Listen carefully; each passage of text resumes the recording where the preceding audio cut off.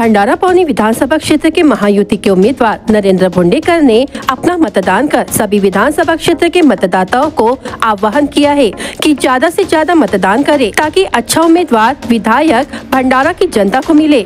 उसी प्रकार जिस तरह से कहा जा रहा है कि तिहाई लड़ाई है, लेकिन इस बार तिहाई लड़ाई नहीं, 5 उम्मीदवारों में लड़त है।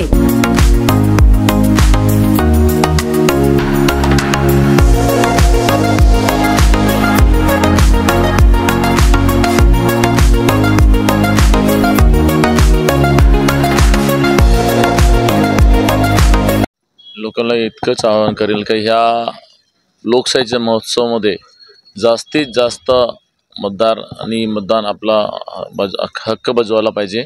कारण ह्या महोत्सवामध्ये जास्तीत जास्त हक्क बजवला तर योग्य उमेदवार, योग्य आमदार, लोकप्रतिनिधी आपल्याला निवडता येते।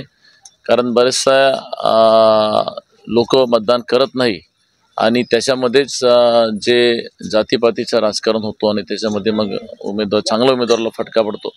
यासाठी चांगल्या लोकांनी, एज्युकेटेड लोकांनी जास्तीत जास्त मतदान करावं आणि विधानसभाचा आपला हक्काचा लोकप्रतिनिधी ज्यांनी जो विकास करू शकेल असा आणि जो मतदारसंघाचं नाव समोर घेऊन जाऊ शकेल असा उमेदवाराची निवड करता येईल असं मला वाटतं। मला वाटतं त्रिशंकू ही पचरंगी झालेली आहे।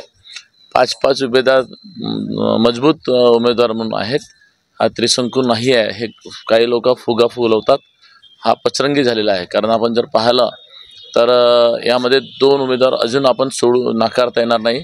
जे मागच्या वेळेस 2014ला BSPला 47,000 मतदान मिळाले होते, देवंगना गाडवे, आणि काँग्रेसचे माजी जिल्हा अध्यक्ष प्रेमसागर गणवीर हे सुद्धा तगडे उमेदवार आहेत। हे असे पचरंगी उमेदवार आहेत।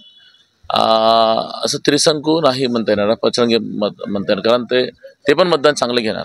100% आमचं जिंकण्याच्या खात्री, कारण आमचे संघटन मजबूत आहे, ग्राउंडवरती काम करणारे संघटन आहे आणि त्याच्यामुळे आमच्या कामं आहेत, संपर्क आहे।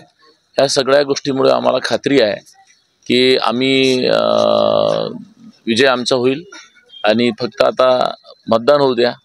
मतदान झाल्यानंतर आपल्याला 23 तारखेनंतर भगवाच गुलाल दिसेल।